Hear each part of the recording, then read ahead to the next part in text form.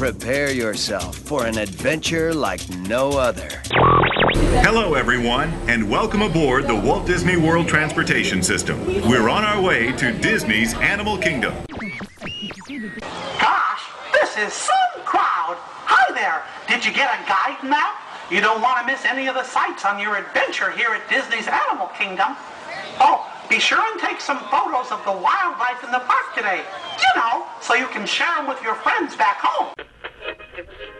Not a zoo. Not a zoo. Disney's Animal Kingdom, it's many things, but there's one thing it's not. Not a zoo! WDW Radio, your information station. Hello, my friend, and welcome to the WDW Radio Show, your Walt Disney World information station.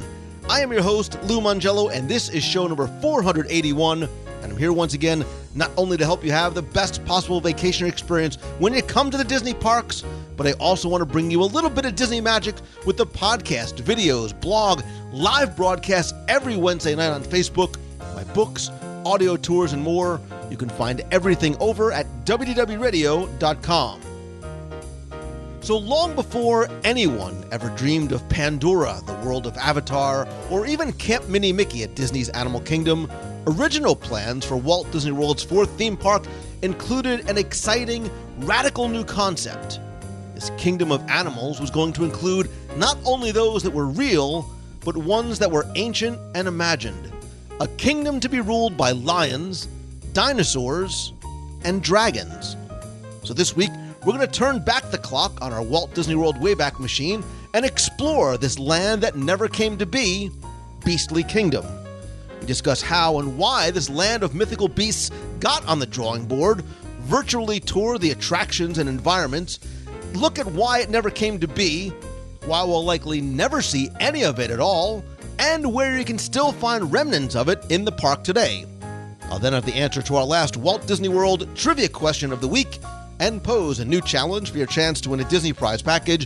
Then stay tuned to the end of the show for more information, some announcements, including upcoming WDW events and meets of the month in Walt Disney World and Disneyland, your voicemails, and more. So sit back, relax, and enjoy this week's episode of the WDW Radio Show.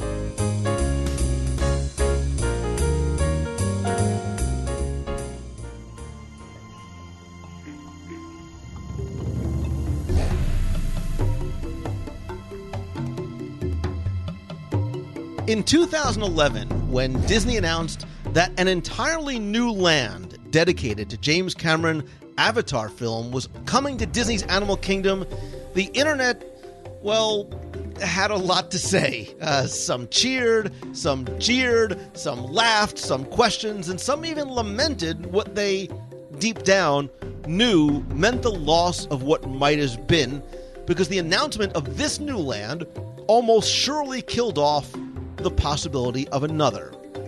But why were some people so upset? Because since the opening of Disney's Animal Kingdom in 1998, we were given clues and hints, some subtle, some not, of what might have been. From the parking lot to the original logo and even McDonald's Happy Meal toys, we were teased about what was going to be built on the land originally occupied by what would eventually become Camp Mini Mickey. And from day one, even before the grand opening, this park was going to be known as a kingdom of animals, real, ancient, and imagined, a kingdom ruled by lions, dinosaurs, and dragons. And before the park opened in 1998, Disney Imagineers were certain the park would one day house those imaginary creatures in a land to be known as Beastly Kingdom. But that Phase 2 never came to be, and with the opening of Pandora coming up soon, it looks like it probably never will be. But this week, we want to take a look at what Beastly Kingdom was supposed to be, what kind of attractions and experience we would have seen, why it never got off the drawing board, and what and where we can still find some reminders of what might have been. And joining me this week is a man who is like many of the creatures which would have occupied Beastly Kingdom. He is mysterious, he is mythical, and only a select few have ever seen his hidden lair. He is author, friend, raconteur, and historian, Mr. Jim Korkis. Well, thank you so much, Lou. Yeah, yes, I think we're both very beastly. So this gives us a unique perspective in terms of talking about this. And for those listeners who may not know Beastly Kingdom and why there's so much of an uproar about, why this is not being built, you need to understand there's a significant difference between Beastly Kingdom and Pandora. In Beastly Kingdom, guests would have crossed over a bridge to get to a land where they could have taken a leisurely boat ride through strange but beautiful scenery with imaginary creatures. And then they would go and strap themselves into a ride that would have them flying and encountering a dragon. Whereas in Pandora, it's completely different. Guests cross over a bridge to get to a land where they can enjoy a leisurely boat ride through strange but beautiful scenery featuring imaginary creatures, and then strap themselves into a ride where they fly through the air encountering something that looks like a dragon. So it's completely different. So we can understand why people are so upset that they're not getting, what they expected. Well, it goes to prove, right, that no good idea at Disney ever really dies. It might get shelved and dusted off and brought back in somewhat of a slightly different way. But let's go back. Well, because I'm curious, because Joe Rohde is involved with both concepts. I'm wondering how much input he had of, hey, Jim Cameron, it would be a great idea, if we had this boat ride. But it's interesting, Jim, because it really does, go back to, and we were talking offline before we started recording about the early days and how many people might even remember the discussion of Beastly Kingdom, let alone Not a Zoo, because when they originally discussed the concept of what Animal Kingdom was going to be, they said it's going to be based on three things. It's going to be based on animals, but they're real, the extinct, and the imaginary. So we have the real. We've got all these attractions that showcase them in the safari, at the shows. We have the extinct animals in an entire land devoted to dinosaurs. But these imaginary, these mythical creatures like dragons and unicorns and sea monsters, we're going to go in this land that was going to be known as Beastly Kingdom. And sometimes Beastly Kingdom was spelled somewhat differently with lots of M's and I's and E's. But it was going to be these legendary animals that didn't exist. They were going to take these fairy tales that came out of storybooks and bring them into this land that, like, all good Disney fairy tales, was going to be about stories of good and evil.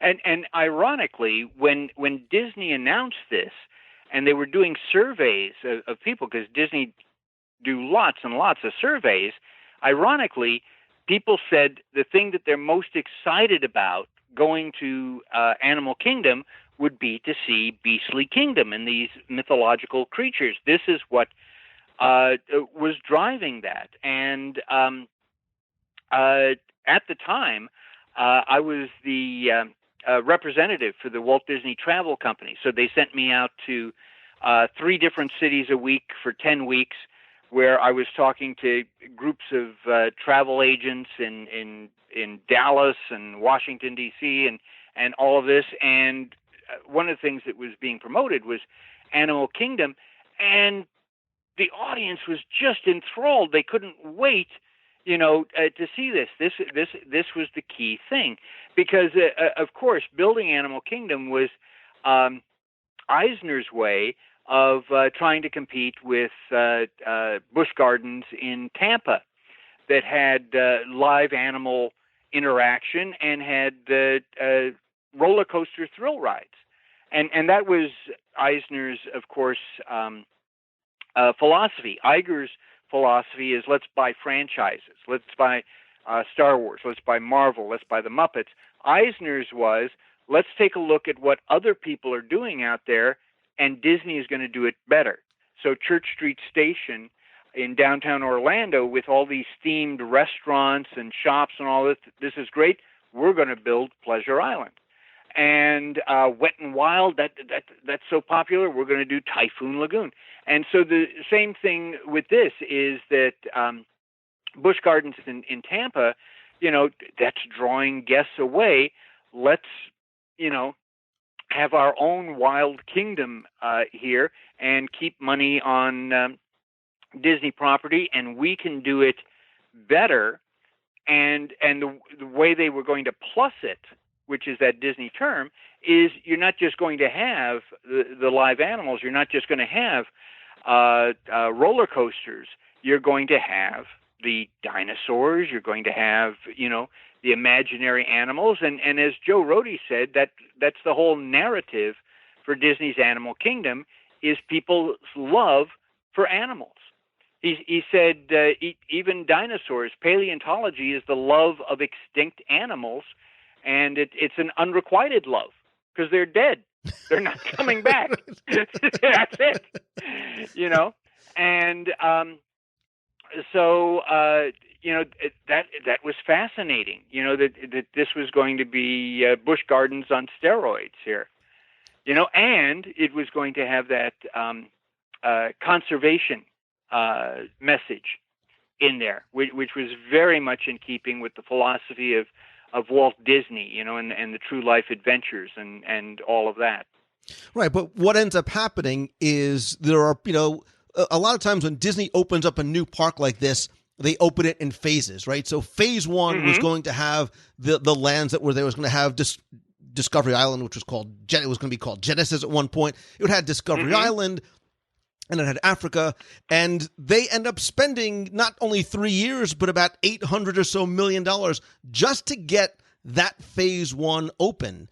And they feel, we do have this idea to build this dragon themed area, but our name kind of has animal is in the name. So I think we need to spend the rest of our resources in building not this mythical land, but we need to continue to build Africa and Asia. And if we are going to start building one more land, we also have this dinosaur movie that was doing really well. Maybe that is where we should start focusing some of our efforts as well. Well, actually, the dinosaur movie was not doing well. We're getting ahead of the story here, but yes, you're absolutely right. Disney had never dealt with this many live animals before, so they had no idea. And in addition to that, now you're dealing with the fact that you're Disney.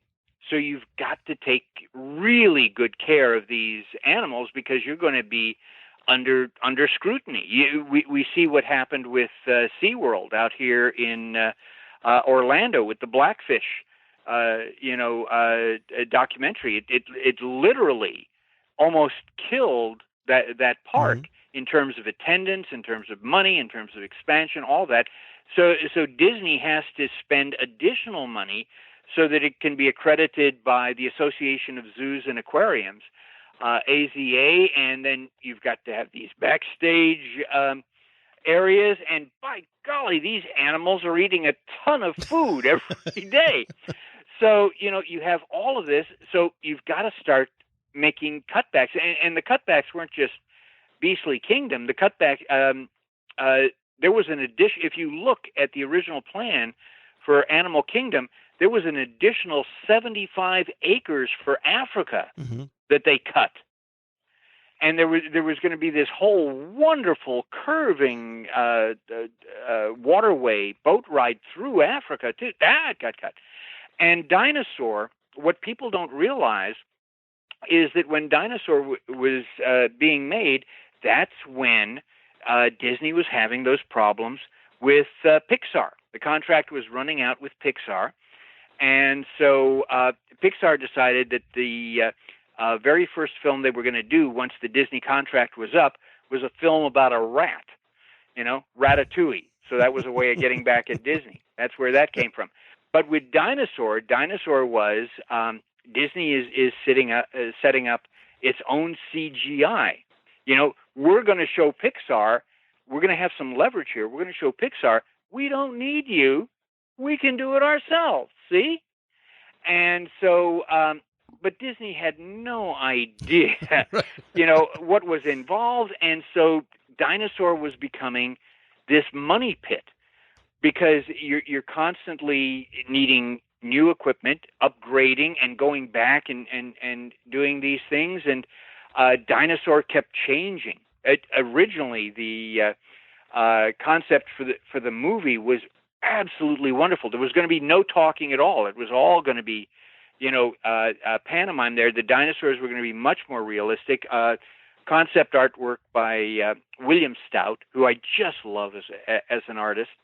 And so all of this, and Dinosaur is going way over budget, and so, it's just sucking in that money. So we've got to do everything we can, to boost that up. And so even in Dino Land, they're making cuts. So there was going to be that whole roller coaster in the sand pit there. It was going to be called the Excavator, where you're in these ore carts, and it was going to be very much like Big Thunder Mountain, and so that got cut. And Joe Rohde was upset about that because he says, look, you want this to be competitive with Busch Gardens, and they have all these roller coasters. You're cutting the roller coasters. Mm-hmm. And they said, we're going to go with Countdown to Extinction because we can save money because we'll use the exact same ride vehicles that we're using for Indiana Jones out in Disneyland, so we don't have to invent anything new, so we need to promote the film. We need to make it successful because we need to have that leverage to go nani to Pixar. And but we've got to cut the money. And then, in addition, Disney has that relationship with McDonald's. And McDonald's is going to sponsor all of Dino Land USA, right? So that's going to be a cost savings. And also, McDonald's is partnering with Disney and the Field Museum, Chicago's Field Museum, to buy that dinosaur skeleton, that Tyrannosaurus named Sue, which is now in the Field Museum. And then they made 2 copies, one that McDonald's sent on promotions and one that's over in Dino Land. But it's like, we've got to save money. McDonald's doesn't seem to be interested in buying into Beastly Kingdom, but they're interested in buying into the dinosaurs. So, we can do this. But, what was happening is Disney was literally bleeding money, and so they just kept cutting back and cutting back and cutting back.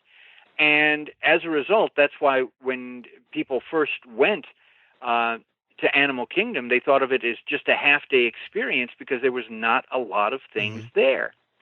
And of course, they just had nickels and dimes left. And so in that hole that was going to be Beastly Kingdom, it's like, what can we do quickly and cheaply? And Eisner had huge success doing Mickey's Birthday Land over at the Magic Kingdom. From conception to it actually opening was 90 days. That was it. So in Eisner's mind, we can put something in there. And Joe Rohde and the Imagineers were just so teed off about this whole, you're not going to do Beastly Kingdom. You can't tell the boss no, but you can say, look, we're just so swamped with this other work, we can't do Camp Mickey Minnie because we have to be. And so Eisner turned it over to entertainment. Mm-hmm. Walt Disney World Entertainment is the one that was really responsible for Camp Mini Mickey. Some Imagineers came in for doing some of the designs, but basically it was all Walt Disney World Entertainment. And the concept was, this is just going to be a temporary location. It'll be a great place for character meet and greets. And what is the cheapest, quickest thing that we can put in? It's not an attraction; it's entertainment. Right. So we'll put in Right. we'll put in Festival of the Lion King. We'll bring in the parade floats from Disneyland. We'll put in Pocahontas and her forest friends. We'll bring in a couple of the props like Grandmother Willow from the Disneyland show over there, and it doesn't make any difference. This is only going to be here a year or two. Who cares? And it's just human nature. How many of us have said, well, we'll just do this for now. We'll go back later and Right. fix this. And you never do. And so, again, we talked about this before we started taping. See, we really should start taping the moment we start talking with each other. This would be fascinating for people. Is that Disney is a business. Right. So it's not like, oh, well, these are villains here, and how mean it is that, Disney executives and all this, we're cutting back on money, and they cut it back on this wonderful beastly kingdom, which is the topic of this show, and we've not even started talking about it. Well, because I think it's important, Jim, that we talk about why we haven't gotten to it, because there are those conversations that happen, and that realization that, hey, look, we're expecting Camp Minnie and Mickey to only be here for a couple of years, but when they're looking at the numbers in the attendance in 2000, they're saying, hey, you know what, we can't justify the expense of building this entire land with all these attractions and all this technology. The park right now just doesn't justify it. And I think even Joe Rohde sort of had his light bulb moment and sort of realized, hey, around 2000, 2001, he's sort of doubtful that this is ever going to get built at all. Yes. In fact, he talked to the Orlando Business Journal and expressed that, because Disney had told him, we talked about phases. Phase 1. Well, Phase 2, the Disney executives had said, look, we love Beastly Kingdom. By 2003, it'll be built and open. And so that's what the Imagineers were hanging on to, that belief of, okay, we just have to be patient, for this to happen. But when Animal Kingdom opened, what happened is it started to drain attendance from the other parks. Eisner's concept was, we'll open this brand new park. It'll be so exciting. So many more people will want to come to Walt Disney World. And because we've got an additional park, they're going to want to extend the time they're out here. This is an excuse for printing money. But what happened is, instead of more people coming, the same amount came. They just didn't spend time at the Magic Kingdom or the studios or Epcot. And so attendance at those parks dropped on an average of 10%, which is very, very significant. And what was happening, too, is that oftentimes once you have that drop, then things even out. Oh, yes, people have experienced Animal Kingdom now. Now they're going back to that wasn't happening. And so the money that they were keeping in reserve for Beastly Kingdom now has to be devoted to shoring up the other parks with a new attraction or a new show or something like that, to keep people, hey, remember, we have these other parks over here and you love these, come on over, here's something new. And Disney's philosophy is it takes between 3 to 5 years on average for people to save up to come to a Walt Disney World vacation.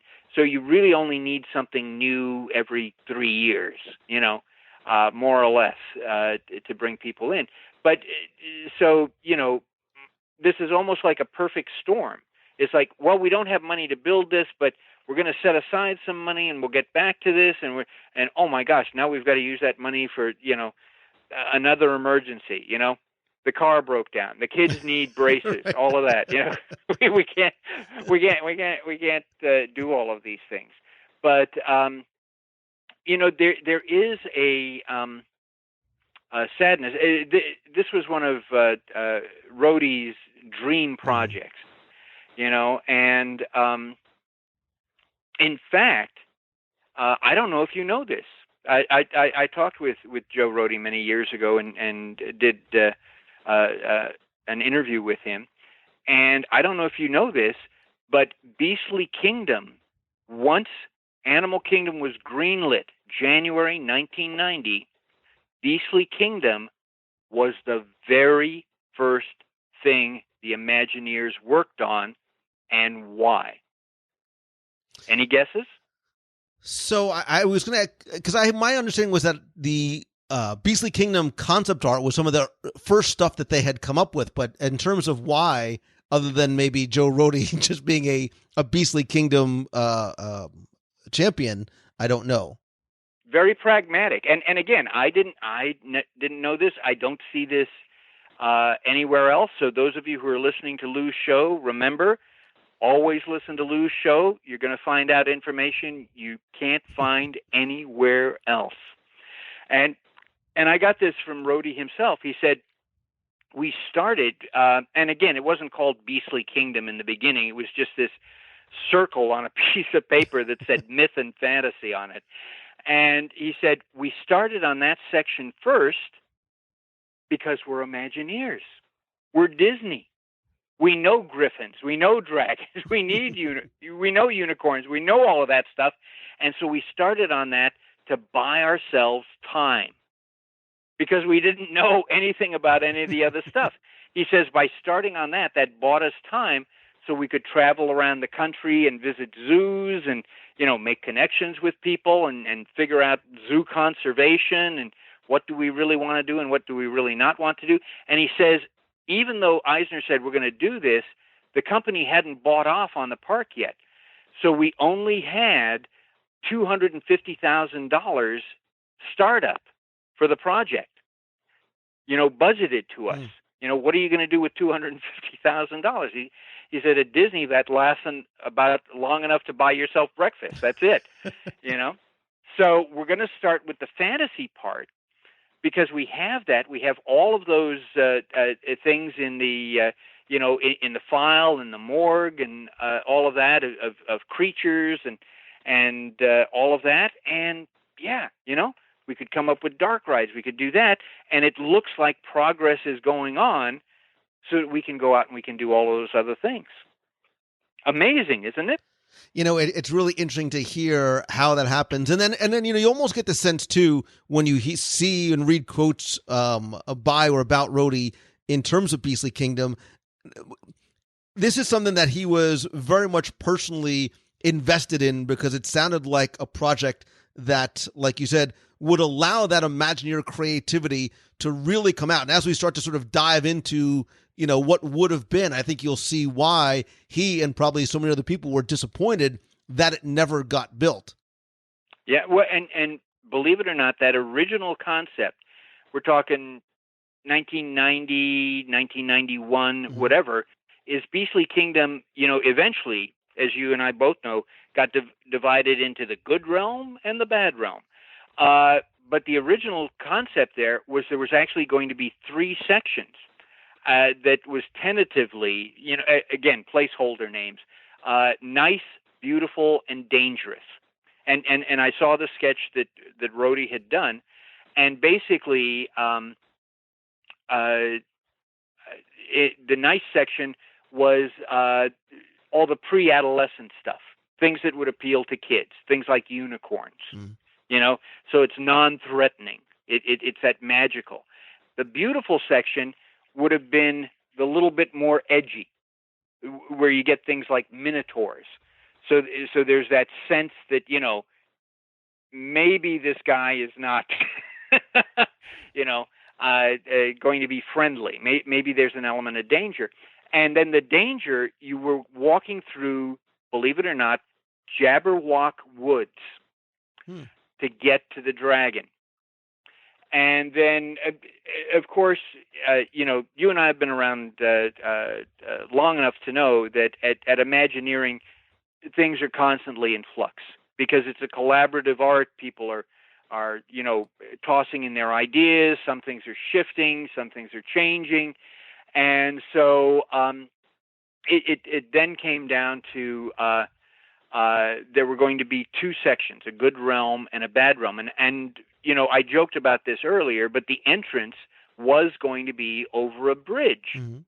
And the reason for that is it was going to be based on the classic Norwegian fairy tale, 3 Billy Goats Gruff, about 3 goats who are trying to cross a bridge, but it's guarded by a troll who is underneath. And so they have to trick the troll in order to get across the bridge. And in fact, at one point there was a discussion of having 3 audio animatronic goats tied up, on one side of the bridge and, maybe even having the actual troll there or whatever. so that before you even enter the land, you're getting that sense of the storybook and all of that. And again, you mentioned that sometimes Beastly Kingdom is spelled Beastile and Kingdomme, and the reason. And that was there for a couple of minutes before it got tossed, but it was there to try and create that sense of this is a medieval storybook, And one of the reasons it got tossed is it was too medieval, and some of the creatures you were going to see in there were not medieval, They were from Greek mythology, they were from other eras and all of that, but it was like, oh yeah, this is. Well, and again, you sit around, with your friends and have a couple of beers, and you go, "Yeah, that's really cool. That's really cool. People will really get that." But yeah, so it funneled down, as things usually do. Is there'll be a good place and there'll be a bad place. So maybe we should start talking about what's going to be in the good place and what's going to be in the bad place. And it makes perfect sense, because every story is about that simple concept, right? It's about good versus evil. So having those two paths, and I'll post a lot of this concept art in the show notes, because I think it's important as you listen to be able to visualize what it looked like, because as you entered over that bridge, you were sort of given the choice of taking these two different pathways. Down one was going to take you to the good side, but I think we're going to start on the dark side, as it were, because I think that was really one of the iconic elements of the park.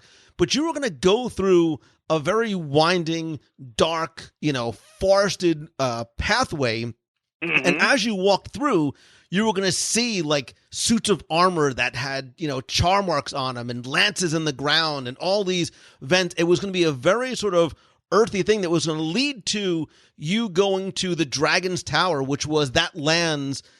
It wasn't just the icon. It was really going to be sort of the weenie of that section of the land, the thing that was going to bring you over and obviously house its e-ticket dark ride, roller coaster type attraction. Yeah, you're absolutely right. This was even though it's called Dragon's Tower, it really was a castle. And again, the whole storyline, of course, was that this massive dragon came and he devastated the original inhabitants. And it's interesting that Disney would have the melted armor and the broken lances, but no skeletons. So I guess this must have happened a long, long time ago. So all human remains turned to dust. So only they all got away, Jim. They were off. The actual inhabitants of the armor were fine. They ran away. That's all. Oh, they ran away. Oh, see, I'm not thinking Disney enough. But yes, this was going to be a castle, and again, not just a castle, but as you were alluding to, it's massive. It just reaches out, looms out from this gnarled forest, and it shows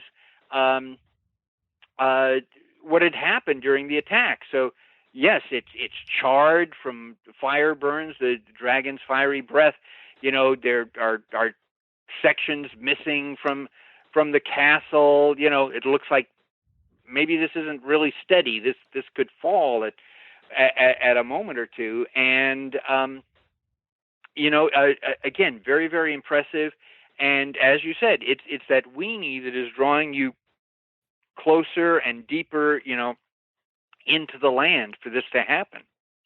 And I think too, this was going to be a very unique coaster experience, especially for Walt Disney World. This was going to be a very immersive, very thrilling type ride. So you had things like Space Mountain, but this was going to be something, even just in terms of the ride system itself. You were sort of be joining these bats, and sort of the bats would have been part of what your ride vehicle would have looked like. And you've seen concept art where the coaster was inverted, or it might have been a swinging, suspended type coaster that took you through it was inside, would take you through these caverns and, like you said, these chambers that were collapsing. And then you have this grand finale inside this dragon's den where this dragon is sitting on this treasure that the bats are trying to steal. But you really have a figure, a dragon figure, which is sort of a climax to this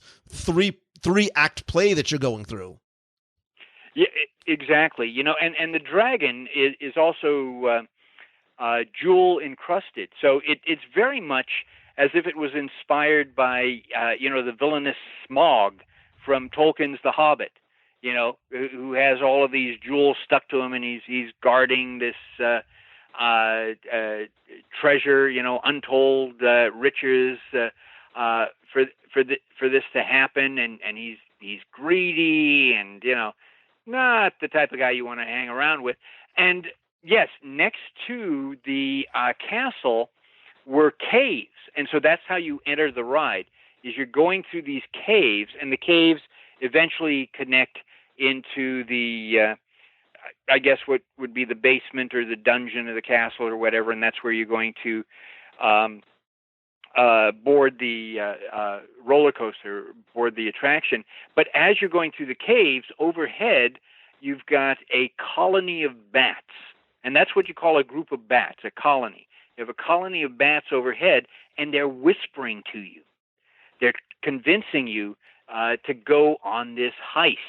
You know, how easy it is, and the dragon is sleeping. You know, it would be so easy, and we're going to help you to fly, and you'll fly with us, you know. And as you said, once you got on that, it was a real thrill ride, because, again, the castle had been damaged, so apparently as you're going through, parts of the castle are collapsing, you know, or creaking, or tipping towards you.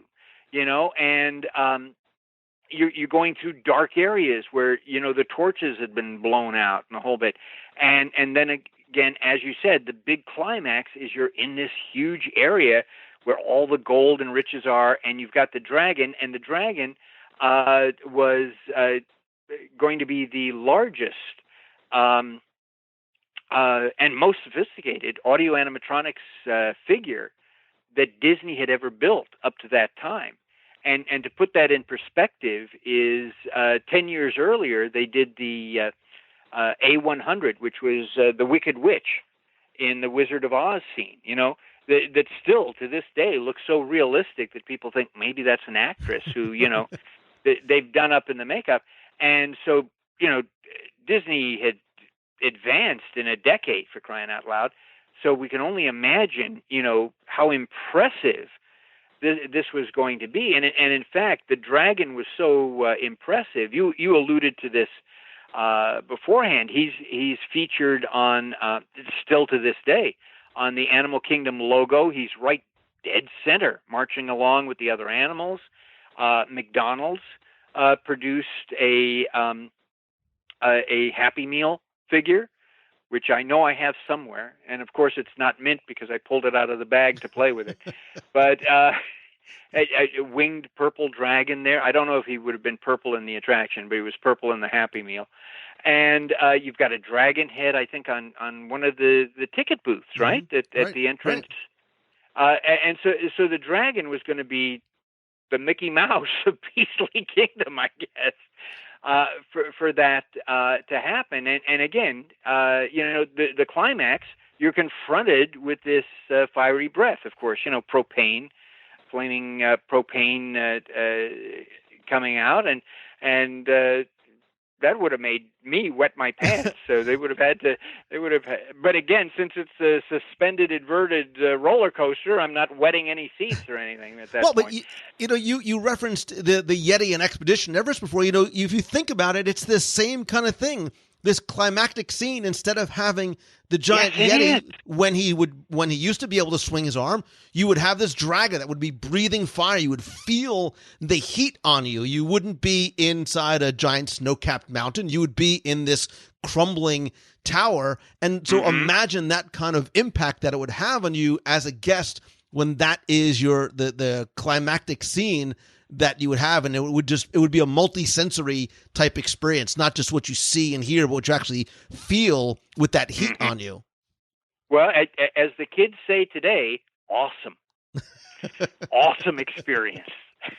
I don't know if the kids still say that today, but and again, also in you would have been very hungry after that. So in that dark realm, in the bad realm, they had a food and beverage location. It was by the waterfront and was called Loch Ness Terrace.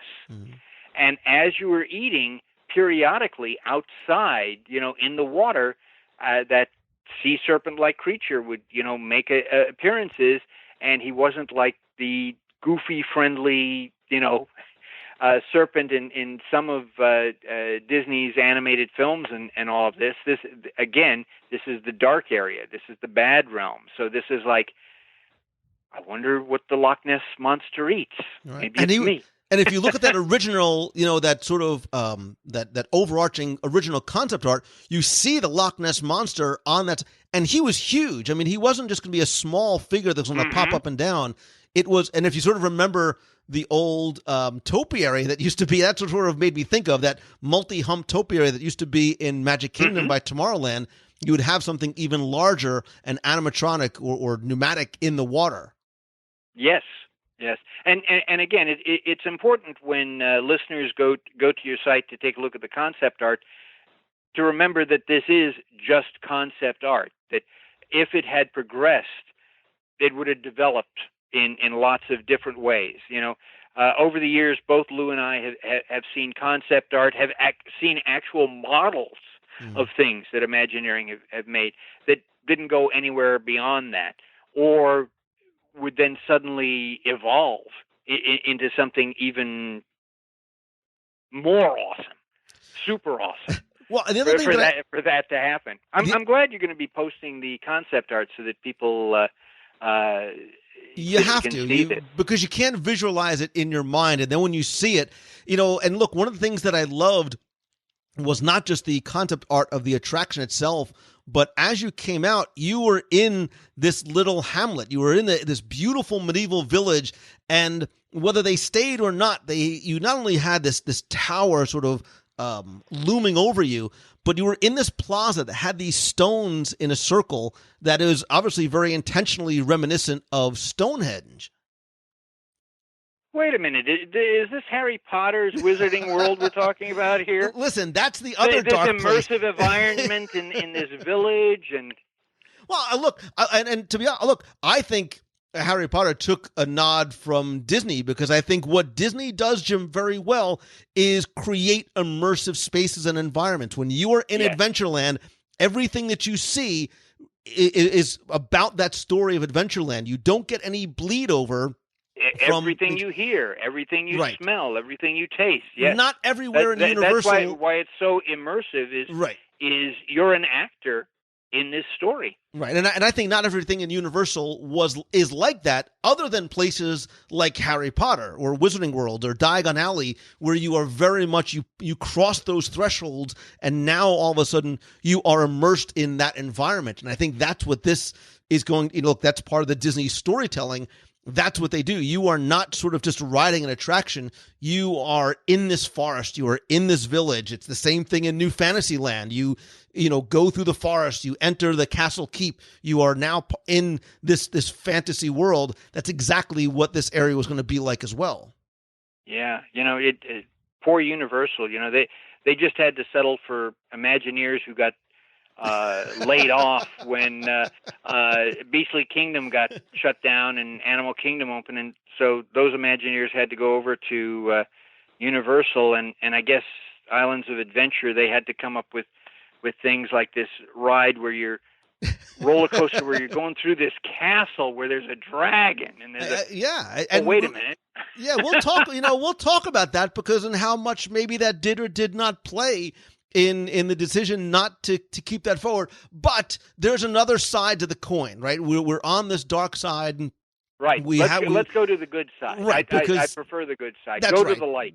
Go to the light. Good always wins, except in Spaceballs. So the other side, I worry you to take the other pathway. This is much more of a less sinister. This is about unicorns and a boat ride entitled Fantasia Gardens, based on some of the scenes from Fantasia. So there's a Disney connection for those that remember the film, which would take you through some of the scenes in that movie. So if you think, almost analogous to maybe like something like Winnie the Pooh, you would have seen, Dance of the Hours. You would have seen the hippos and the crocodiles and some of the mythical creatures like the centaurs and the fawns and Pegasus and whatnot. Yeah, actually, I think it may even be closer to It's a Small World, because again, very family friendly, or even Jungle Cruise. Mm-hmm. And again, you're going. Believe it or not, they had pitched Fantasia Gardens for Disneyland years earlier, before this, and so this would have been just gorgeous because you're not just on the water there, but the scenery is you've got this classic Greek architecture. So you've got temples, you've got Mount Olympus, which was also in the film there, and there was a brightly colored rainbow archway that you went under. There were beautiful gardens, there were bubbling fountains, and all of this, and Lou is always good cop. I'm always bad cop. But I'm going to say on the press release, one of the things that I grumble about even to this day, and this is the exact press release, by the way, for that ride. They said, a gentle musical boat ride through the animals from Disney's animated classic Fantasia. Both the crocodiles and hippos from Dance of the Hours and the Pegasus, fawns, and centaurs from Beethoven's Pastoral are found here. And you're going to say, that grumpy old man, Jim Korkis, what is he? They're saying crocodiles and hippos from Dance of the Hours. And remember, there's an official Disney press release. There are no crocodiles in Fantasia. It's alligators. In fact, the lead character is called Allie E. Gator. Disney, you need to hire a Disney historian or two to go through and double check these things. But again, that was the point. Is this was going to be a family friendly ride, especially for kids. So there's no sense of threat. It's just this beautiful. You're hearing this beautiful music. You're seeing the alligators and the hippos dancing. The hippos and the tutus and all that. And then you're seeing the flying Pegasus, the fawns, the centaurs. And I really would have loved to have taken that boat ride and seen the female centaurettes, because I would hope they would base them on the Fred Moore design from the film, because they were just cute as all get out there. And so this, my gosh, this was just beautiful. And it would have been, and the other thing too, it would have been the classic Disney family-friendly dark ride. So if maybe, maybe your kids would not have necessarily liked going or been able to ride the Dragon Challenge, this is something that everybody could have done together as a family. Well, you see, that was one of the reasons I cheered when Pandora was announced, and they said they were going to have that boat ride through the luminescent forest. And I thought, that is so incredible, because that's finally, instead of all these thrill rides, this is something an entire family can enjoy together. I have a couple of friends who work at Universal Creative, which is the Imagineering counterpart at Universal. And I said, you guys made a huge mistake on the Harry Potter ride. And they said, what do you mean? People are coming in, they love it and all that. I said, there's medical restrictions, there's height restrictions, there's size restrictions. I said, if it was open to everybody, that line would have been out the block and down to Disney property at that particular point, because everybody could have gone on it and enjoyed it. So that's why I was so excited that Pandora is going to have an attraction that everybody can enjoy. Everybody can. And now watch it open, and people on the internet go, "That's so boring. That's so lame." I wanted that creature to jump out and rip off the head of the guy sitting in front of me there. Everybody on Twitter is so happy and positive, and a lot of kumbaya out there on the internet. But anyway, Fantasia Gardens would have been beautiful. Fantasia Gardens was also proposed for the Magic Kingdom. They were going to do it in the area where the Swan Boat rides were. And the guy who turned that down is a guy who I just absolutely love and adore and respect, Sully Sullivan. No kidding. He was in charge of the Magic Kingdom at that time, and Eisner just loved the pitch for this and all of this. And so, yes, you'd be going through those entire waterways just like the Swan Boats did, but you'd have these little theme things, topiaries and fountains and figures and all of this from Fantasia. And Sully tells this story a lot better than I could ever. But after Eisner goes, yeah, this is beautiful, and Sully follows Eisner into the restroom, and they're standing there at the urinal, and Eisner is going, yeah, that's going to be just so beautiful, and Sully says, I don't want it here in the park. And Eisner says, well, what are you talking about? He says, because it's low capacity, and when it rains, I have to shut the whole thing down. And Eisner leaves the restroom and talks to the rest of the group, and he goes, no, I don't think we're going to go with this. No kidding. But there would have been a Fantasia. As I said, originally it was proposed by Mark Davis, of all people, out there in Disneyland, and that was going to be in the motorboat cruise section. Isn't that interesting? You know what? Dots connect back and forth. I interviewed Sully Sullivan back on show 39 10 years ago. I think I still got his number. I'm tempted to just get him on the phone right now and be like, what were you thinking, man? What he was thinking was, hey, I'm in charge of this park, and I've got to show to people that, we're making money. Right. This isn't going to help us make money. So, but, as beautiful as I think that attraction was going to be, I think the thing that really was going to be the good side's e-ticket was not something that was super high tech. It was not going to be a thrill ride. It was going to be something that was beautiful in its simplicity, in that it was a gigantic hedge maze called Quest for the Unicorn, which was going to be not just something that you wandered through, but was going to be very interactive. And I think this would have been one of the first things, look, because that's what we're seeing now, Jim. We're seeing a much more of a trend towards interactivity. Cues and all of that. Absolutely. Yes. This is what was going to allow guests to be, as they walked through, you had to try and find and awaken all of these different golden idols that were scattered throughout the maze. So there was a puzzle that you had to sort of finish and follow, decipher, put together. Yeah. Again, being able to do together as a family. So there's a familiar, there's a bonding element to do with your family or your friends, but there's also a payoff at the end too, because that final piece of the puzzle was going to have that reveal of this amazing unicorn in this cavern with these crystal pools, which is also going to make for a great photo opportunity as well. Yes. And again, the clues were going to be simple, because you can't have people staying there all day. I haven't gone to the Dragon's Tower. I've been here 8 hours trying to awaken this golden idol here.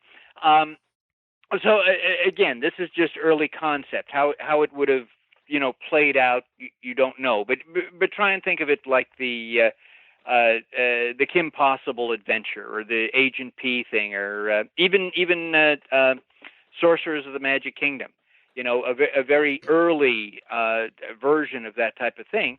And yeah, you would not only were there the 5 golden idols, but inside the maze there were also additional magical, mythological creatures, that you would pass by. And yes, you would try and figure these things out, and then you would go, and once you got all the pieces put together, or all the clues put together, so that maybe there's that magic word or the magic code or whatever, it opens up, and yes, you've got this beautiful, beautiful white unicorn with a solid gold horn, and it's pawing at the ground, and it's nodding its head so the horn is pointing to you. My gosh, I could just see people, going crazy there.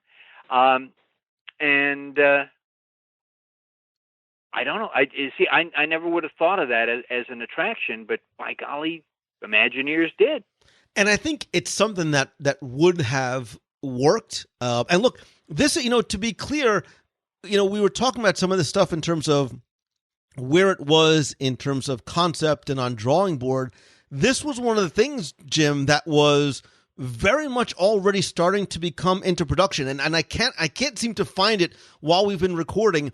But ages ago, somebody sent me a picture of one of the statues of the Griffin that was actually built and was delivered to Disney specifically for this, for the Quest for the Unicorn attraction. Mm-hmm. So the plane was already in flight. I mean, there were plans definitely to make this happen. But certainly we'll get into some of the reasons why it didn't. But and again, you've got to start production early in order to, be prepared. So, for instance, Thunder Mesa, which I'm sure you've talked about on the podcast before, they created a audio animatronic buffalo and what was it, gophers or whatever that were done. And so when that got canceled, they moved that over, and that's over in a scene in the land in Epcot, over in Future World. Those were created for that attraction, but it's like, no, we're canceling that attraction, so let's find another prairie dogs and a buffalo, not a gopher. Just have too much stuff inside my mind. And when we talk about, and none of it is any good. None of it is any good. All of it is useless. I could go into a McDonald's and spout some of this stuff off. Nobody's going to give me a free Happy Meal here. We talked about the land itself. There was actually a preview to the land, the Discovery River boats. Mm-hmm.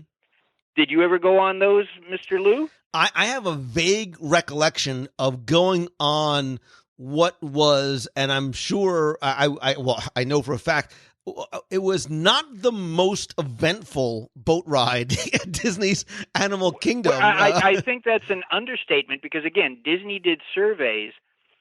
It was, when it opened, it was the most hated attraction on Walt Disney World property because there was nothing there. Right. You would wait for 30 minutes or whatever to get on this boat, and it was like a 4 or 5 minute ride to Harambe, but there was nothing there. But that's not the way it was supposed to be. There were dragon rocks. There were you went by a cave and you heard a growl, and then as the boat passed, suddenly this dragon's head came out of the cave, and it would have been again saving money. It would have been the exact same dragon that's underneath the castle, the Sleeping Dragon in Disneyland Paris, but actually not the whole dragon. It's only the top third of the dragon because you only need to see the head and part of the neck. And it pops out and it blows out this propane ball of fire at you. And then your captain on the boat is really worried, and it's like, but we escaped the dragon. What are you worried about? And it's because he's afraid that all of this noise and activity has awoken the Kraken. Unleash the Kraken. And you're going, wait a minute, the Kraken? And then around the boat, there'd be all this bubbling going on, as if there's something stirring underneath. And then in the distance, you see this fin coming towards you. And it's not like a simple, nice Jaws fin. This is and so the captain on the ship has to pull out a lyre to pluck a tune to put the kraken back to sleep. It's not like the Jungle Cruise where you pull out the gun and fire at the hippo. Now we're in 1998. We're politically correct. You can't fire the gun at the kraken. You play the lyre to put him to sleep, and then you also go around a bend. And we were talking about that beautiful unicorn. You see briefly in this grove of trees, again, the beautiful white unicorn. It's moving slightly, because horses don't move a lot. So and especially if you've seen the horse in American Adventure at Epcot, they don't move a lot, but they move enough. So you go, I wonder if that's real. And so you'd see that, and then you would go, and so, oh my gosh, this is so wonderful. And then, of course, when the budget got cut, there's nothing there. And Rhodey went and he just begged Eisner, we've got to have something out there. And so the best they could come up with was you hear a growl in the cave, and then a blast of fire, comes out of it. That's it. Yeah, weren't there suits of armor there for a little while on the riverbank? For a while, and then they got guest complaints that it was morbid. Right. Well, it's just like. But again, it was those same suits of armor that would have been that had been made, I guess, for that forest that would have led into the Dragon's Tower. Right. Well, it's just like when people used to complain so of course, about everybody inside had already run away, so that's why the suits were. Right. But again, you could see that there were sections that were melted, the things broken, all of that, and so that was to indicate, yes, there's a dragon in here, and he's very dangerous.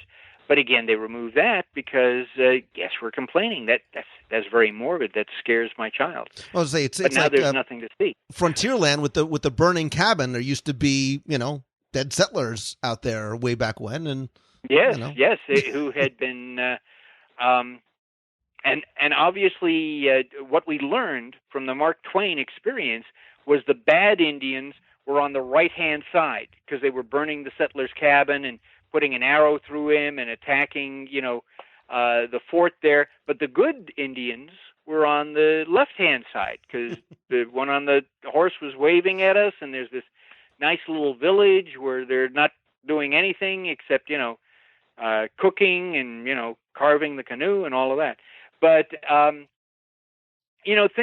times change. Things change, and perceptions change. And jokes that I made 5 years ago, I would never even consider making today, for crying out loud. And listeners are going, oh, Jim makes jokes? When is he going to do that on the podcast? But so there were all those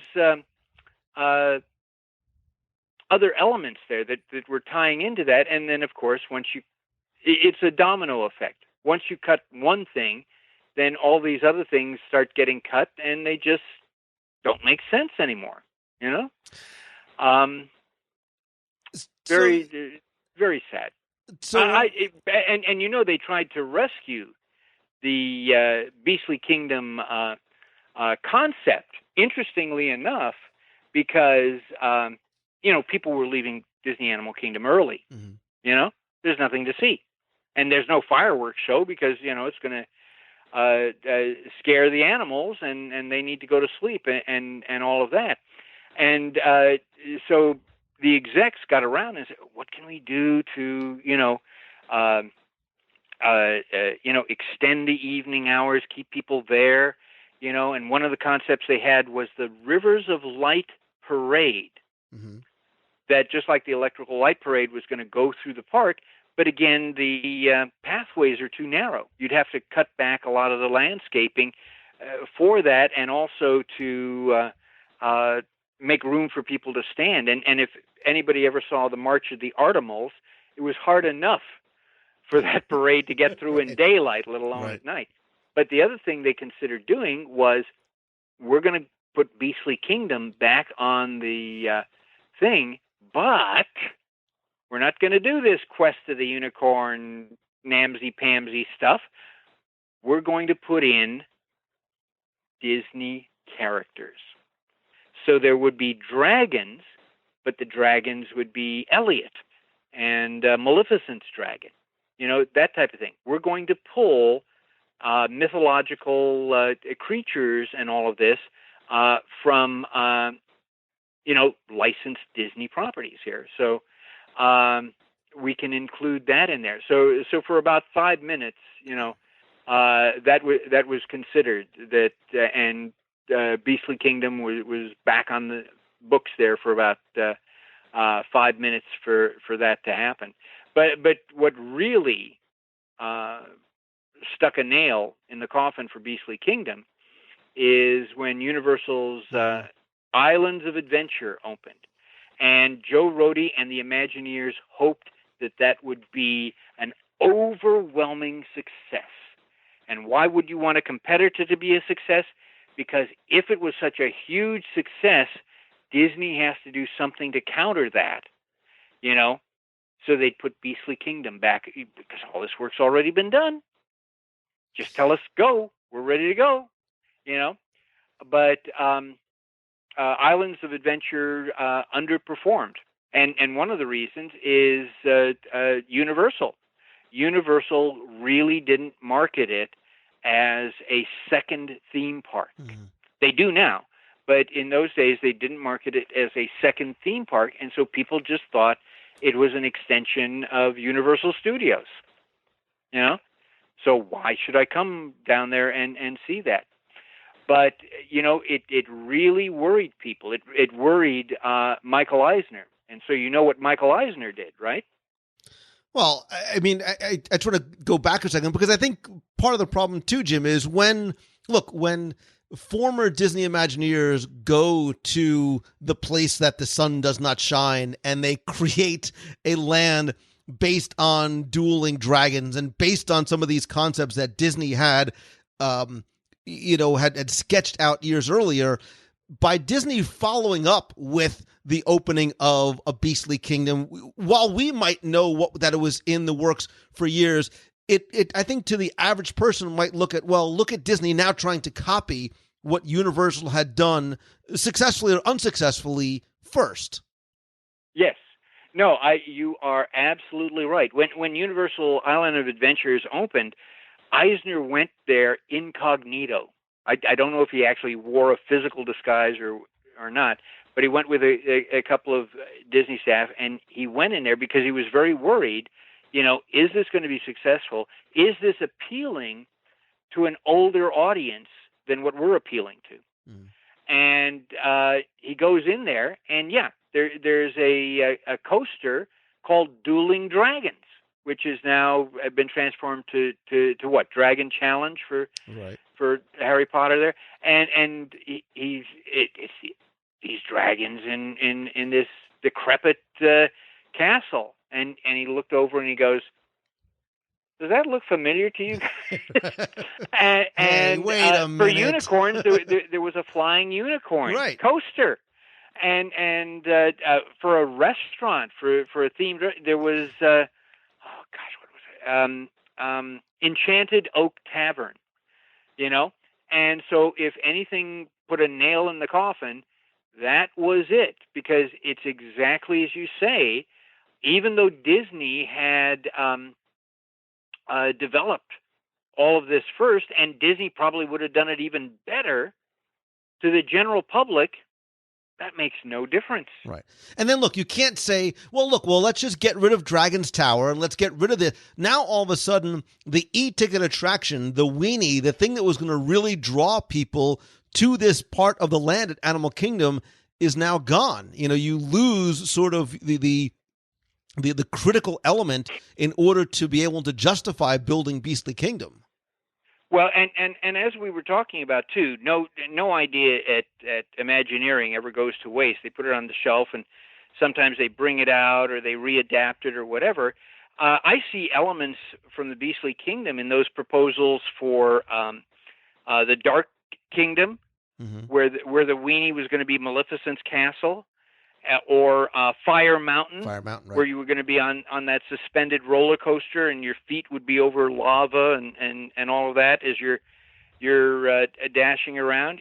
And Dark Kingdom, what was it? They were going to have Bald Mountain there, where the villains were chasing you through and on the outside of the mountain as well there.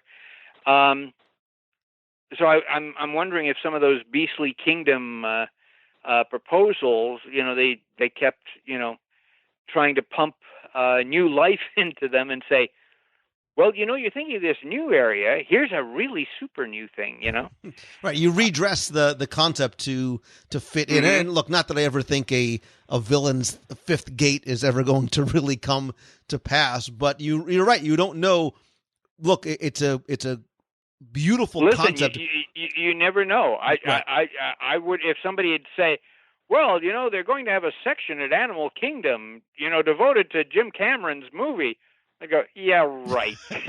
But there's a huge difference between building a land where the infrastructure is sort of already there versus breaking ground to create an entirely new fifth gate. I mean, it's a monumental undertaking, and certainly one that it does not happen easily or lightly. I think there's a lot more expansion that's going to happen in the existing parks before, if and when a fifth gate ever comes to be. But I think you're right. I think this concept and some of these concepts, because they were so good, because they were so attractive, are ones that we may see resurrected elsewhere.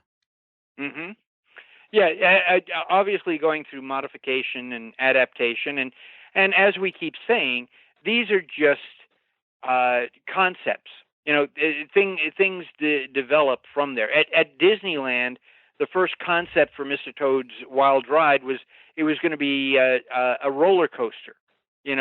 So very much like Gadget's Go Coaster or Goofy's Barnstormer or whatever. It would be a slight roller coaster, but it would still have been a roller coaster. And the plans for the Storybook Land ride out there in Disneyland, you were going to be swallowed by Monster of the Whale and then go down this water flume inside and burst out, through his tail to get into that. So, as exciting as all of these are, after a while you start to go, okay, we've got to take into account, load capacity. We've got to take into account, maintenance on these things and all of this. And sometimes there's even just a better idea. A dragon, why don't we have a two-headed dragon? And one of them spurts out fire and the other spurts out cold, and we'll call them Anna and Elsa. This will work. Oh, wait a minute. No, we'll bring out Anna and Elsa later on something else. Oh, but again, I would have liked to have seen a Beastly Kingdom in 1998, and no, I don't think there is a hope for the Beastly Kingdom to, as it is, be revived. But again, you never know. You never say never. Anything could happen. But I think if Beastly Kingdom had opened, I think people would have had a different first impression of Animal Kingdom. Right. So I think if they had the roller coaster, the excavator in Dino Land USA, which was meant to be there, they would have had a different impression as well. Right, on opening day, right? If it could have been there on opening day. Mm-hmm. And again, you mentioned Expedition Everest and the Yeti, and when I talked with Joe Rohde, and I said, well, you must be happy now because now you really do have, an element of the Beastly Kingdom. You have the Yeti. And he looked at me like I had two heads. and he said, no. He said the Yeti is that is on that border between real and mythological. Mm-hmm. He said, we're just not sure he says, so it's not completely imaginary. It's not completely fanciful, because so many people have these sightings of this, and these sightings have taken place, over hundreds of years. So there really may be that type of creature. The fact that we've made him this protector spirit, that has that element of mythology in it. So but he says, nope. I'll ask he's still grumpy about it. Beastly Kingdom. Yeah, note to self: don't bring up Beastly Kingdom to Joe Rohde if you ever meet him if you ever see him at Tiffin somewhere. So maybe a somewhat unfair question for a variety of reasons. One of which is that we are so close to one of them actually opening. Do you think you, Jim Korkis, and you, the listener, do you think you would have preferred Beastly Kingdom over Pandora? Understanding that now you've actually seen beyond concept art of Pandora, you've seen video, you sort of know more about what is coming there? Well, my personal opinion is I love dragons. I love unicorns. I love all of that stuff. I would have loved to have seen things devoted to that, especially with a Disney twist. From what I have seen of Pandora, because initially my reaction was very, very negative, but from what I've seen now, I am very intrigued to go, because I never felt the movie was a movie. The movie, to me, was an event. And I didn't come out of that movie remembering the names of any of the characters or wanting to go get a plush banshee or anything like that. It seems to me that Imagineering has created a land that is not necessarily dependent upon the movie. Right. I don't think you have to have seen the movie or any of the sequels, which again are delayed, I guess. You don't have to have seen the movie or any of the sequels to go in and enjoy the beauty and the strangeness of this land, and everything that I've seen, and all of the and you've probably seen more than I have, or even seen more supporting material. Everything there shows me that this could be a success, not because of the movies, but in spite of the movies, right. Because it's creating, as you keep saying, that immersive experience. And as I said, I'm really looking forward to the boat ride, especially.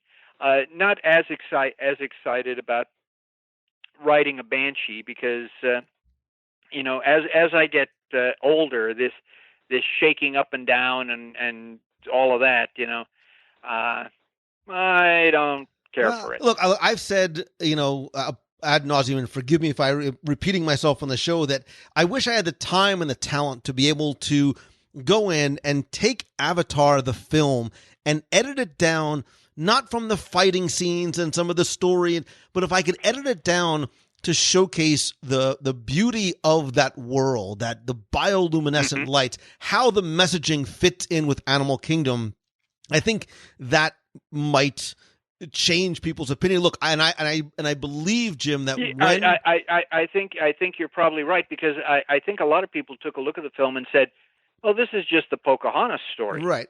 Or they didn't like the violence in it, right? And I think Joe Rohde takes in the pre-publicity here takes that larger view that no, this is actually a story about being in tune with nature, being in tune with the animals. All of this, and so that's very much, with the philosophy of Animal Kingdom. Right. Look, the conservation and living with the land, to use an Epcotism, is the messaging of Disney's Animal Kingdom at the very beginning. And look, I think this is going to. And look, remember when Cars Land was first announced?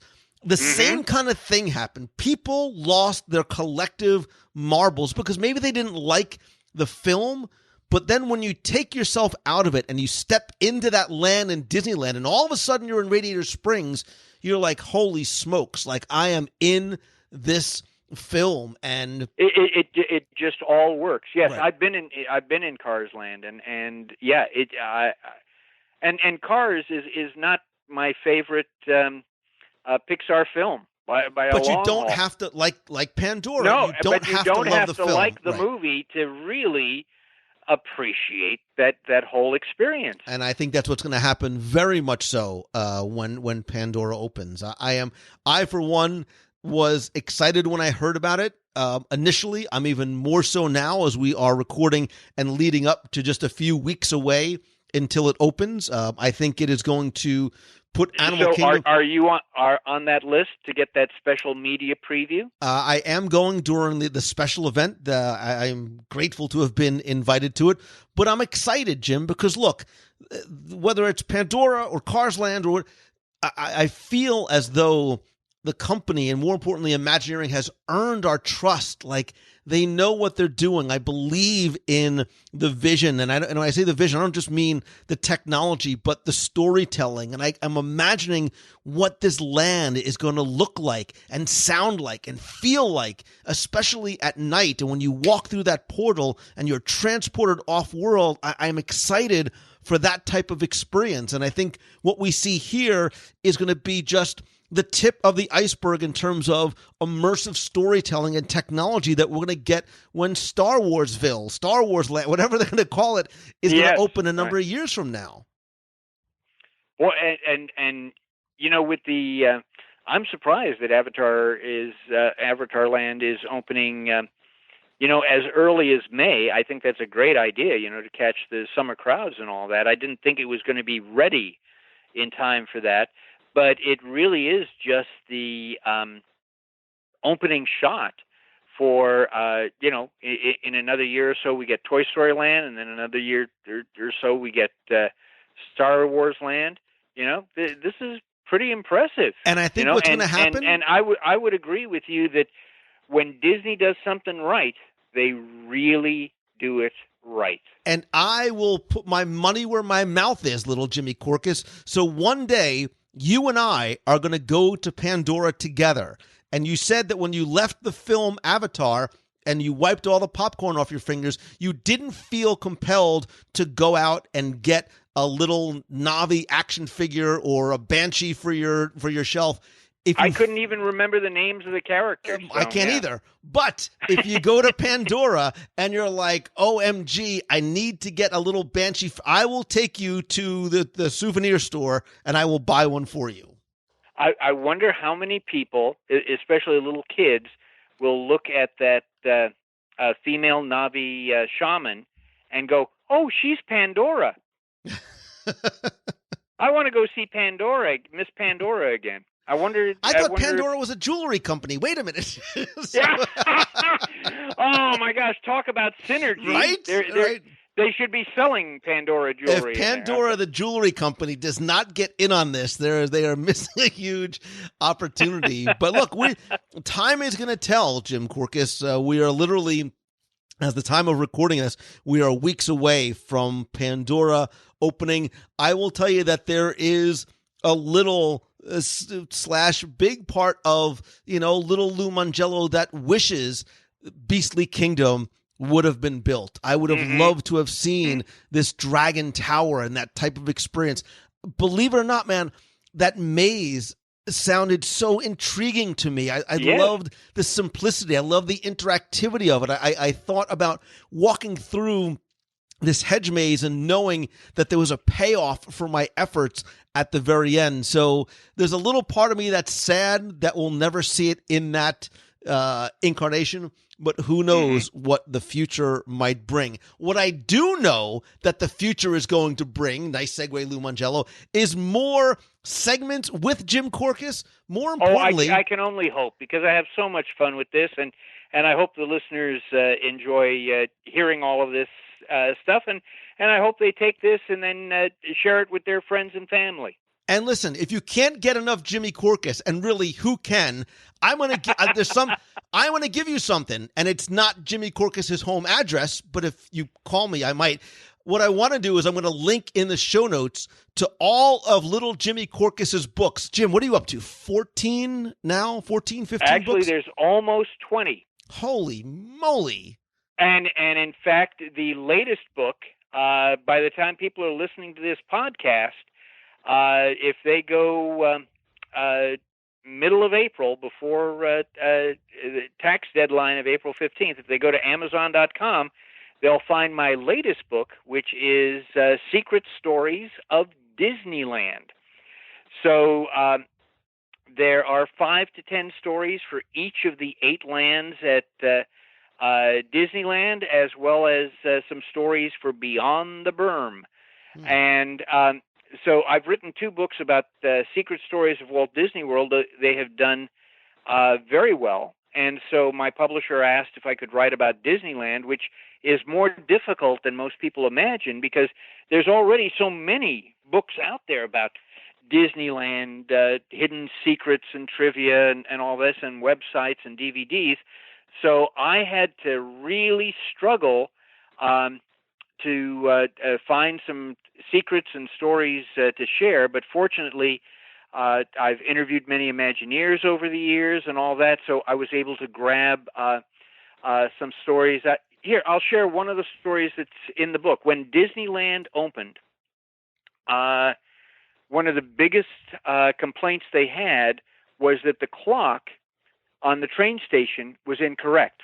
And remember, this is 1955, so people are using their watches and trying to set it by, a large, prominent clock so that it could stay on time and do this. So every day they would send out this poor little maintenance guy, and he would put up the ladder and he would go up there and try and, change the clock, and they would get complaints that the clock is wrong.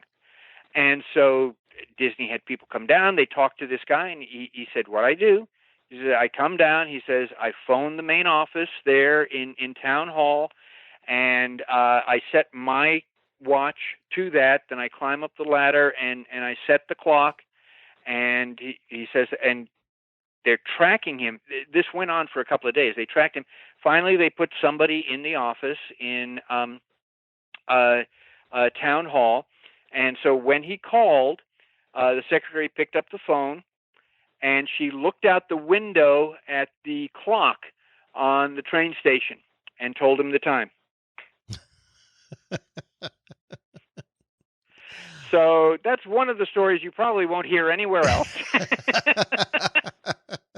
And believe it or not, the clock was the last thing that was completed. The clock face was the last thing that was completed on Main Street, because they had put a camera in there to shoot Main Street with that, that sped up stop motion type thing to show the construction of Main Street.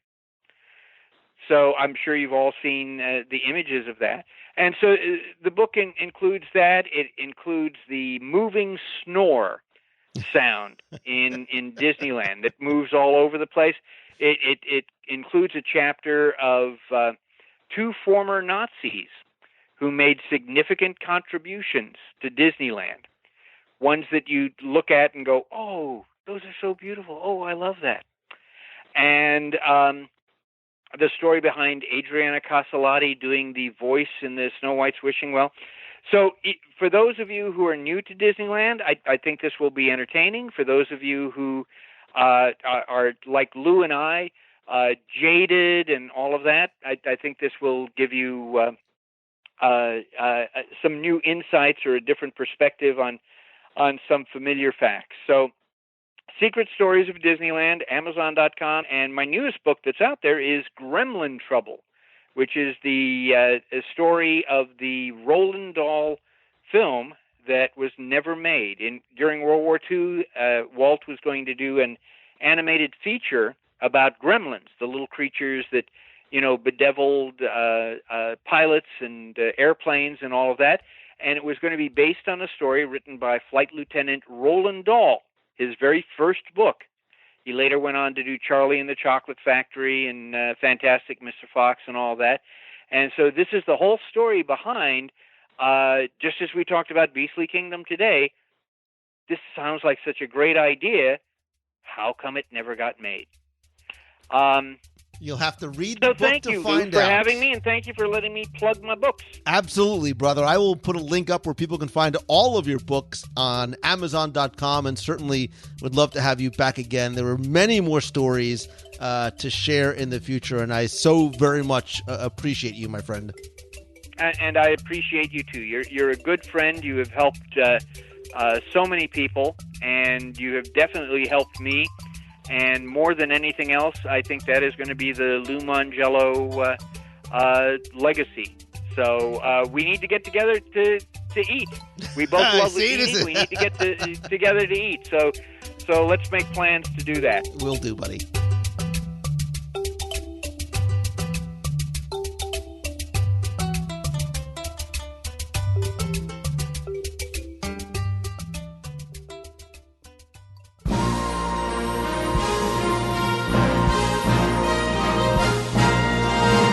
It's time for our Walt Disney World Trivia Question of the Week, where I invite you to test your knowledge of Walt Disney World's history, or I want to see how well you pay attention to the details, sometimes in what you see, sometimes in what you hear, maybe even in what you smell, possibly in what you taste. If you think you know the answer, you can enter via our online form for a chance to win a Disney prize package. But before we get to this week's question, we're going to go back, review last week's, and select our winner. So last week, I wanted to see how well you pay attention to something that you probably have heard more than once in an attraction in Walt Disney World. And I asked you to tell me, where in Walt Disney World have you heard, "Is it ever going to warm up? Let's find out with a look at the weather." Willard? You know those giant glaciers we've all gotten so used to? Well, they're going to be receding to the North and South Poles. Conditions are looking very favorable for a whole new kind of mammal. KNRG News Time, 750,000 BC. And that's our KNRG up-to-the-minute news report. Now back to our regularly scheduled program. I'm sure hearing the actual audio clip, rather than my really bad impression, made you remember that it was, of course, from the Universe of Energy / Ellen's Energy Adventure / Ellen's Energy Crisis / coming soon to an Epcot Center near you. Anyway, I took all of the correct entries, randomly selected one, and because I was just in the holiday spirit or really hungry, your prize package includes my 102 Ways to Save Money for an At Walt Disney World book, all 7 of my audio tours of the Magic Kingdom, a WDW Radio 2.0 Magic Band cover, some stickers, a travel mug, and a mystery prize. And that mystery prize is going to be something from my personal vintage collection. I'll pull it from one of my eBay lots and give it to you instead. It's still a mystery to me as to which one I'm going to give you, or more than one I'm going to give you, but I am going to give you something from my vintage Disney collection. Add that to your prize package. And last week's winner, by the way, randomly selected is Sharon Peck. So Sharon, congratulations. I do have your mailing address because you did use the online form. I'm going to get your prize package out to you right away. If you played last week and didn't win, that's okay, because here's your next chance to enter in this week's Walt Disney World Trivia Challenge. So this week's question is going to be about food. Shocker, because I'm Lou Mongello and I'm always hungry.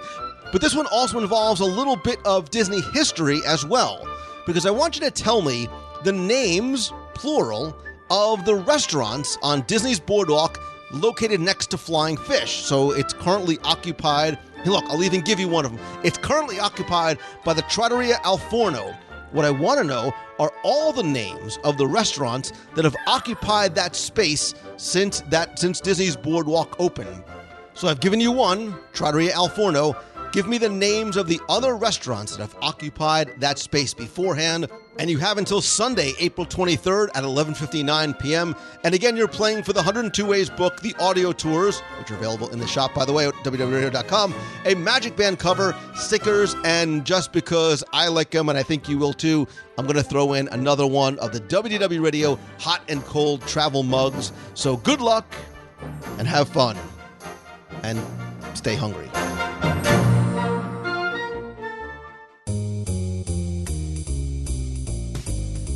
That's going to do it for this week's show. Thank you again so very much for taking the time to tune in this and every week. I understand and appreciate how valuable your time is, and I am sincerely grateful that you choose to spend and share some of it with me. Just a couple of quick reminders. Don't forget that I have a new free book for you. It's 102 Things to Do in Walt Disney World at least once. You can get it again for free just by visiting the homepage of WDWRadio.com.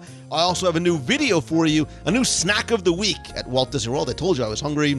You can find that on our Facebook page at facebook.com/WDW Radio or our YouTube channel at youtube.com/WDW Radio. If you have a suggestion for a snack of the week, you can use a contact form right on the site or email me, lou@WDWRadio.com. Speaking of liking the Facebook page, I appreciate it if you would go over. Make sure you like the page, because this way you can also not only join us every Wednesday night for our live video broadcasts and chat, either from the home studio or from the parks. It's a great way to talk about Disney. You can also call into the show. Oftentimes, I'm live from the parks, but I'm also working on some new things specifically for the Facebook page. I'd love for you to be part of the conversations there. I want you not just to consume the content, but really share it and be part of it as well. Also on the Facebook page, we have the WDW Radio 10th Anniversary Logo Contest. As we celebrate 10 years of the WDW Radio Show, I want you to cast your vote for the new WDW Radio 10th Anniversary Logo Contest. And then once we have a winner, you'll see exactly what I plan on doing with it there. You have until the end of this week to cast your vote, again, on our Facebook page. And if you want to connect and talk, and if you want to connect with and talk with me other places online, I am at Lou Mongello on Twitter, Facebook, Pinterest, and Instagram. But you know, of course, that I always say, because I believe it and it's true, that nothing beats a handshake and a hug. That's why, in addition to connecting with you online, I want to be able to meet and chat with you in person. That's why I do monthly meetups every month in Walt Disney World. There's other events on our road. Our next meetup in Walt Disney World is going to be this coming weekend during the Star Wars Dark Side Half Marathon Challenge. That's going to be Saturday over at the American Adventure. You can visit our Facebook page for details and to RSVP. It's fun, it's free, it's completely family friendly, and it's open to anyone and everyone, whether you want to just come by and say hi or spend some time with us, grab something to eat as well. I am working on the May Meets of the Month, plural, because I am going to be in Disneyland the first week of May, speaking at an event out there, and I plan on probably doing a Meet of the Month on Wednesday night. Maybe we'll combine it with the live show Wednesday, May 10th. I'll have details and locations and time coming soon. And the Walt Disney World Meet of the Month, I'm actually still working on dates as well. Also, there's other events coming up, including our cruise to Alaska next year. Again, you can find every information about all this on the events page over on Facebook. Also, I do other events and meetups, not just in Walt Disney World, but on the road as I travel to speak at conferences and events.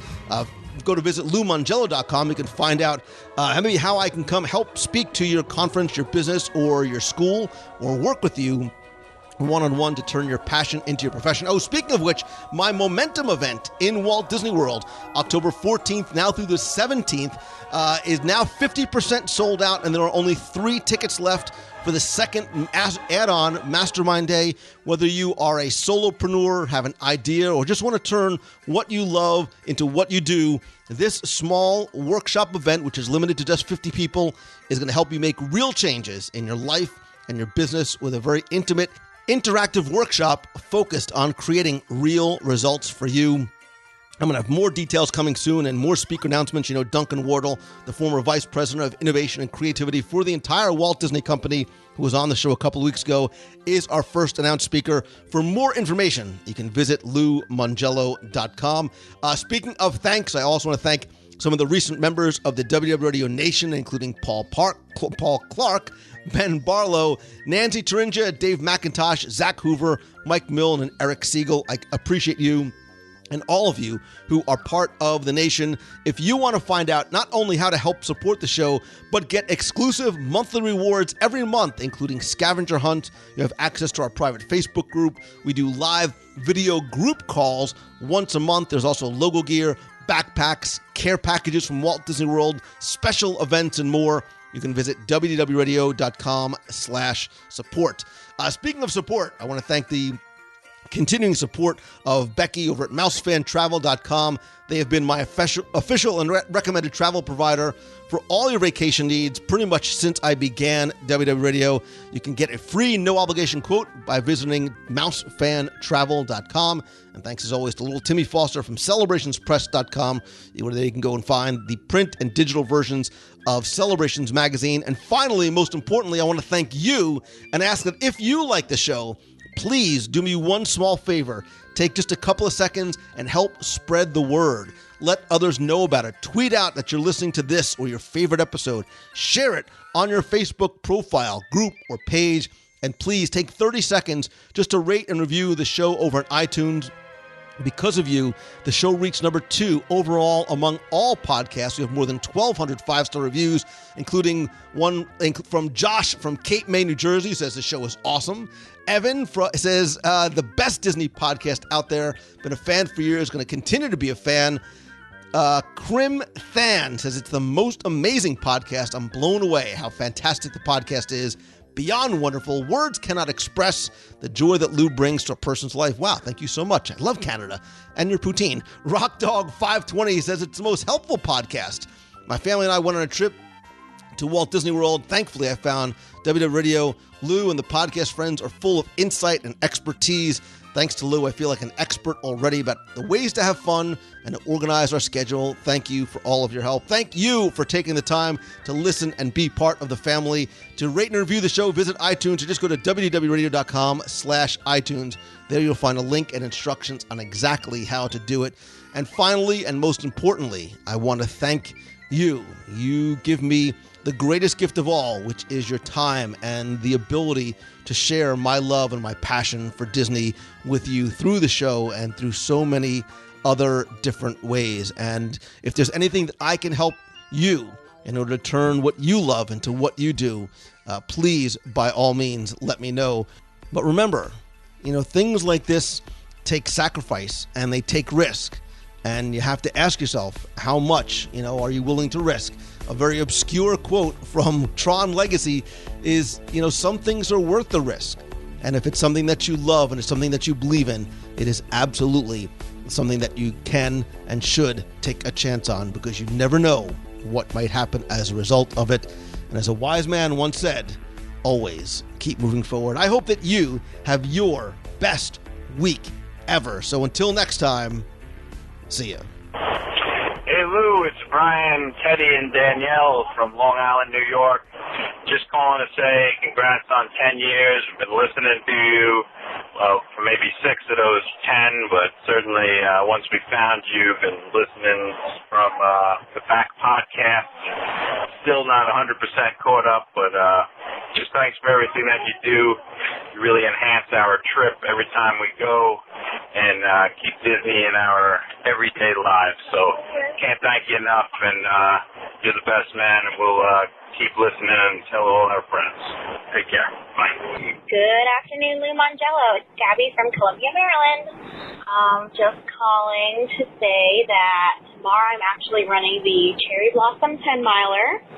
And typically when I'm listening to your podcast, it's usually while I'm driving to and from work or when I'm running. And I noticed today, as I was kind of prepping my playlist for tomorrow, is that I have listened through all of my current podcasts. So I decided to go back to the beginning of WDW Radio, and I just listened to episode 1.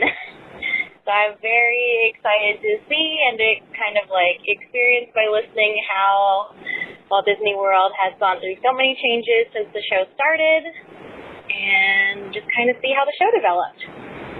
So I'm eager to start listening some more, and I'm excited to say that in just about, 18 days exactly, we'll be flying down to run the Dark Side 10K and half marathon in Walt Disney World, and hopefully I'll be able to see you and some other of the WDW radio running team that weekend. So everyone have a great weekend, and I'll talk to you later, Lou. Bye. Hi, Lou. My name's Stephanie Cooper. I am a brand new listener to WDW Radio, and I've been catching up on some older episodes, and the 2 that I've listened to the most recently are the Funniest Attractions, and then I listened to the Pirates of the Caribbean because that's one of my favorite rides. So I'm going to leave you my funny story, even though I know that it's a little bit too late. Thought you might enjoy it. I had ridden Pirates of the Caribbean, we probably rode it 4 or 5 times on my first visit. On my second visit, we rode it several times because I was pregnant and couldn't ride anything else. And on my third visit, I had my 2-year-old son with me and my father-in-law. And I had been trying to tell my very cautious 2-year-old, it's not scary. It's not a scary ride. We'll close your eyes if we need to. It's not a scary ride. It's not a scary ride. I don't know how often this happens, but just as we were coming into the battle scene, I don't know if there is somebody behind there controlling, if it's random, but just as we were coming by the cannons, I got shot in the face with the air cannon and screamed loudly, scaring my 2-year-old. He would not go on it again for the rest of the trip, but I've been on it probably at this point, because I'm still young and poor, probably over a dozen times now. It's the only time it's ever happened to me, and I haven't heard of it happening to anybody else, but that was one of the funniest moments for us. I don't think we stopped laughing until we were getting off the ride, and then we were sad that we had missed the ride from laughing the whole time. So anyway, that's my funniest attraction moment. Thank you. Love the show. Congratulations on the 10 years. Bye. Hi, Lou. This is Sam from Westminster, Colorado. I've been a listener of the podcast for about a year and a half now, and I love it. I haven't been able to get to Disney World in a little while, but I'm very excited to be going back for Wine and Dine race weekend in November with my family. And I just finished your cast member episode. You asked everybody to tell you what cast member role they would love to be. And as great as it would be to be a friend of any of the characters, especially Mickey Mouse, my dream role would be to either run the Expedition Everest or be a driver for Kilimanjaro Safari. It just sounds so fun, and I love Animal Kingdom so much. Have a good day. Thanks. You've got a friend in me.